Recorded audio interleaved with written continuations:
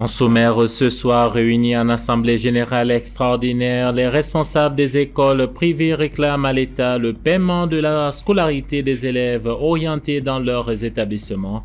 Ils comptent 2 ans d'arriérés.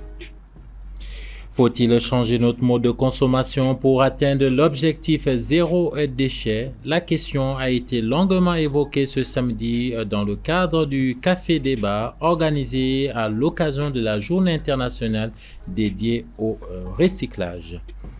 Désillusion pour les Aigles du Mali en finale de la Coupe d'Afrique des Nations de football de moins de 17 ans. Malgré un bon match, les Aiglonnais se sont inclinés face au Maroc, pays hôte de la compétition.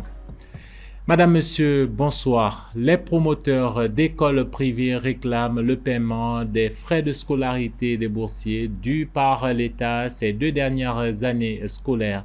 Réunis en assemblée générale extraordinaire ce 19 avril, les responsables ont souligné les difficultés dans lesquelles cette situation les plonge. Ils disent avoir beaucoup de peine à assurer la pérennité de leur établissement à cause de cette situation. Soumaïla Fane nous en En dit attente du davantage. paiement par l'État de leurs frais scolaires et demi-bourses au titre des années scolaires 2023-2024 et 2024-2025, les écoles privées restent confrontées aux difficultés financières. Au cours d'une assemblée générale extraordinaire ce samedi 19 avril, le groupement qui rassemble plusieurs fêtières des promoteurs d'écoles privées a tiré la sonnette d'alarme. Aujourd'hui, nous devons le dire avec clarté et respect. La situation financière des écoles privées est alarmante. Les arriérés de paiement accumulés par l'État malien mettent en péril la survie de nos établissements. Ils compromettent non seulement la qualité de l'enseignement, mais également la stabilité de milliers d'emplois et au-delà, l'avenir de milliers d'élèves maliens. Nos écoles croulent sous les dettes. Les enseignants ne sont plus payés à temps. Les matériels pédagogiques manquent. Les loyers s'accumulent. Le pire encore, certains de nos établissements sont soit en contentieux avec leurs bailleurs, soit expulsés. Selon le groupement, son appel ne vise pas à créer une tension, mais à susciter une prise de conscience urgente pour que les engagements contractuels pris par l'État soient respectés afin que les écoles privées puissent continuer à former les enfants du pays. À cet effet, nous formulons des demandes suivantes. Nous allons demander le paiement immédiat d'une partie significative des arriérés dus aux établissements privés pour permettre la poursuite normale des activités pédagogiques. 2. L'élaboration d'un calendrier clair et réaliste et contraignant en concertation avec notre association afin de solder les montants restants dans les meilleurs délais. 3. La mise en place d'un cadre de dialogue régulier et institutionnalisé qui nous permettra également d'anticiper les difficultés et co-construire des solutions durables. En 2023, le gouvernement a conditionné le paiement de ces fonds publics destinés aux écoles privées à la reconnaissance des arriérés des dettes fiscales, condition de l'obtention du quitus fiscal.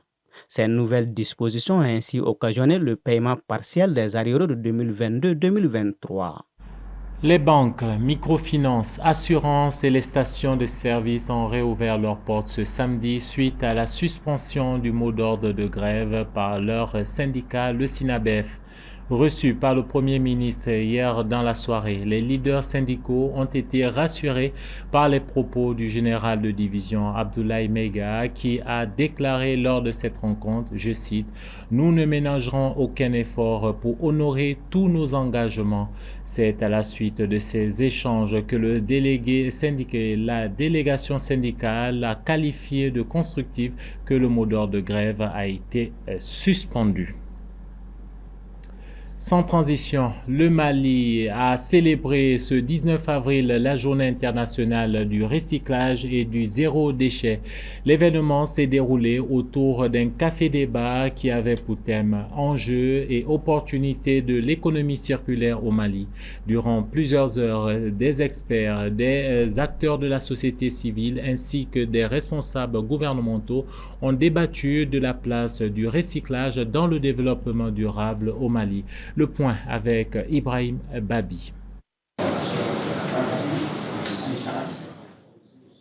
Le café-débat s'est tenu dans une atmosphère conviviale mais sérieuse, avec pour objectif de sensibiliser le public sur les avantages du recyclage, non seulement pour l'environnement, mais aussi pour l'économie et la société malienne dans son ensemble.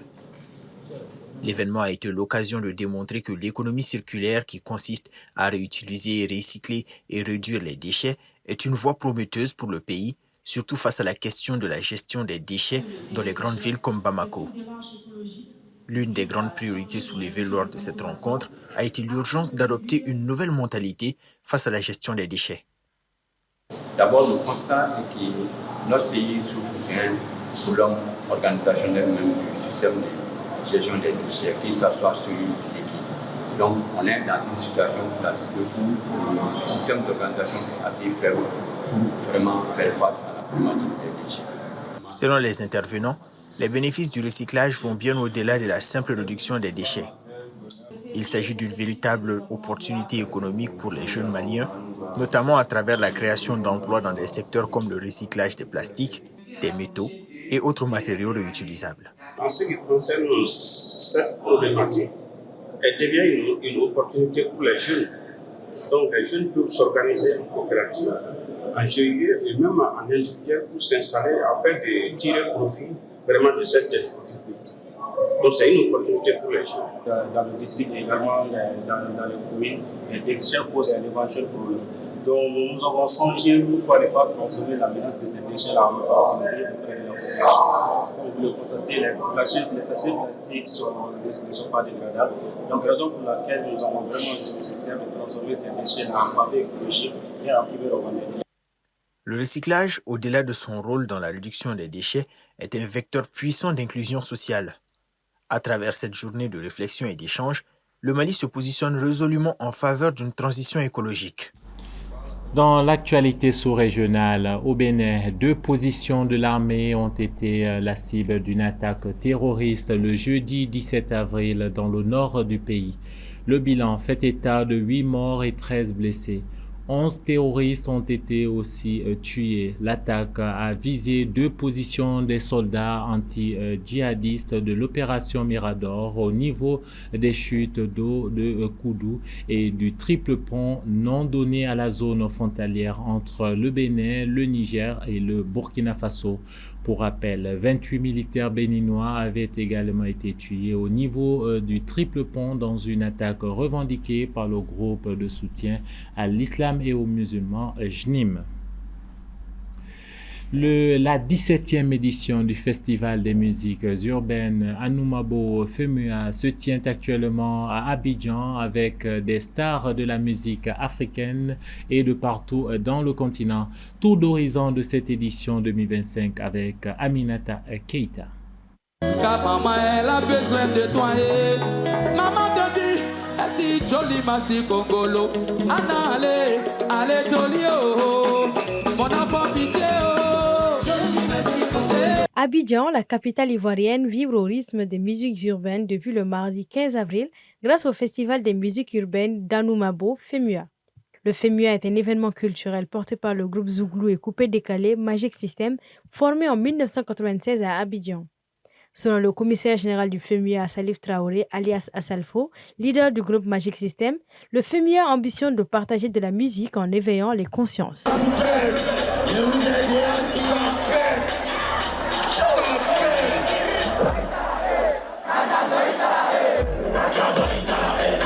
Comme chaque année, le FEMUA met à l'honneur un pays aux côtés de la Côte d'Ivoire. Cette année, le choix s'est porté sur la Guinée-Conakry avec une forte délégation qui a effectué le déplacement.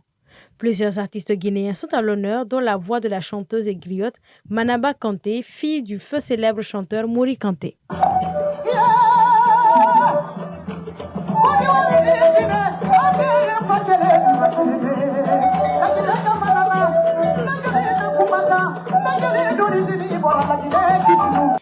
thèmes ont été choisis pour la 17e édition du FEMUA, le civisme et la sécurité routière. Des stars de la musique africaine de partout sur le continent se succèdent sur le devant de la scène du FEMUA avec plus de 100 000 festivaliers confirmant l'ancrage du FEMUA comme un grand rendez-vous culturel panafricain alliant musique, débat citoyen et action sociale.